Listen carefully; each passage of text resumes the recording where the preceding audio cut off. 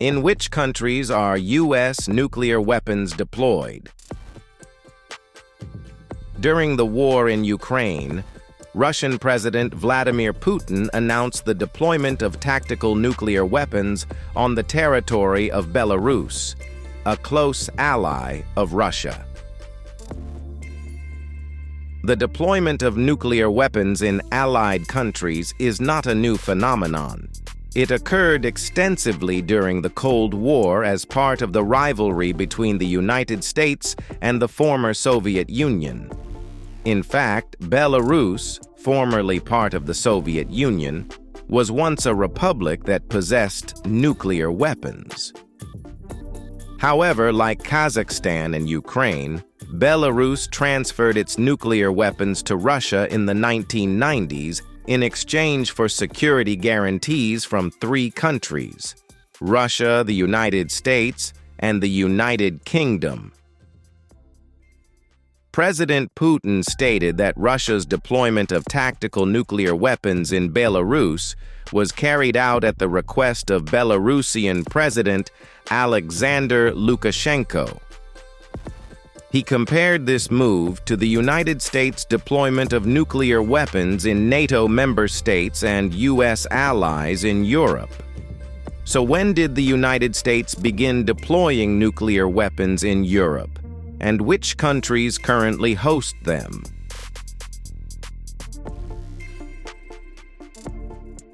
Since the 1950s, during the height of the Cold War, the United States has deployed nuclear weapons on the territory of its allies in Western Europe. All of the countries hosting these weapons were members of NATO. The United States first deployed nuclear weapons to the United Kingdom in 1954. Later, deployments followed to Germany, Italy, France, Turkey, the Netherlands, Greece, and Belgium. Today, however, U.S. nuclear weapons remain in only 5 European countries, as the United Kingdom and France possess their own nuclear arsenals and therefore no longer host U.S. weapons. The 5 remaining host countries are Belgium, Germany, Italy, the Netherlands, Turkey. Although there are only 5 host countries, U.S. nuclear weapons in Europe are stored at 6 military bases because Italy has 2 bases. These weapons are all kept at Air Force bases: Belgium, Kleine Brogel Air Base; Germany, Buchel Air Base; Italy, Aviano Air Base and Gati Air Base; Netherlands, Volkel Air Base; Turkey, Incirlik Air Base. It is estimated that between 100 and 150 U.S. nuclear warheads are stored across these 5 countries.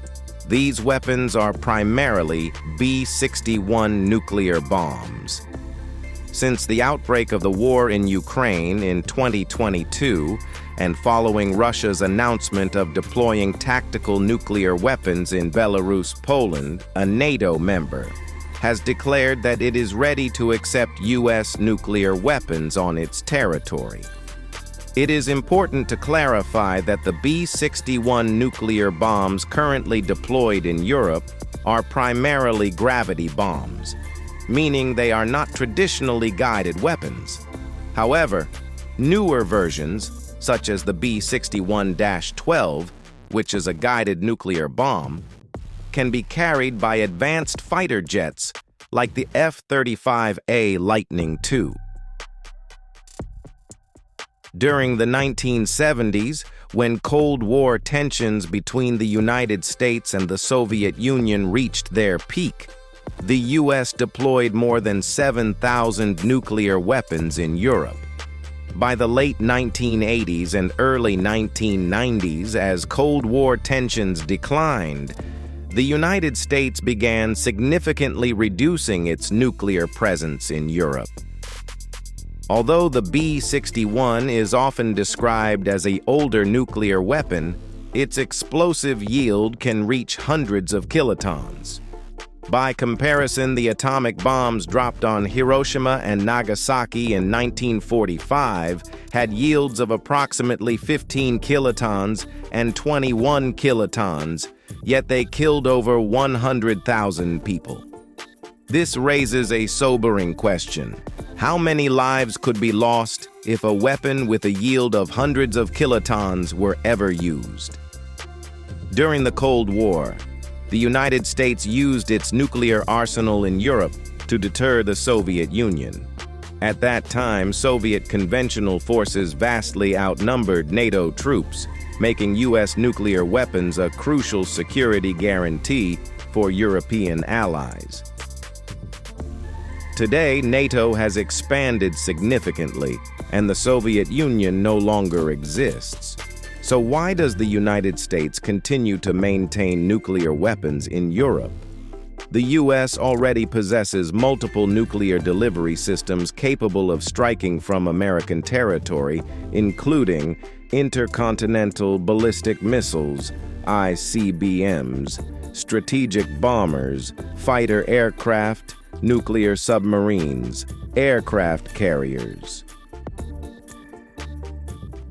From a purely technical standpoint, the U.S. does not need to store nuclear weapons in Europe to strike its adversaries. Yet Poland has still requested the deployment of U.S. nuclear weapons on its soil.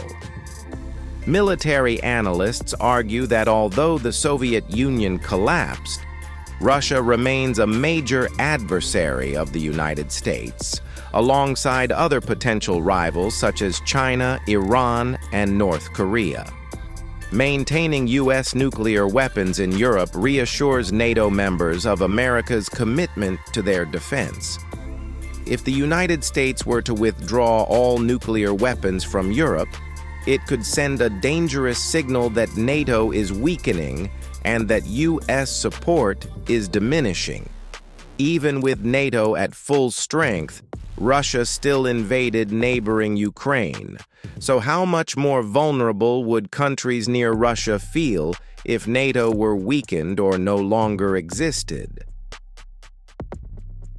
Russia, which possesses the largest number of nuclear warheads in the world, deploys its nuclear weapons across multiple platforms, including strategic bombers, intercontinental ballistic missiles, ICBMs, nuclear submarines.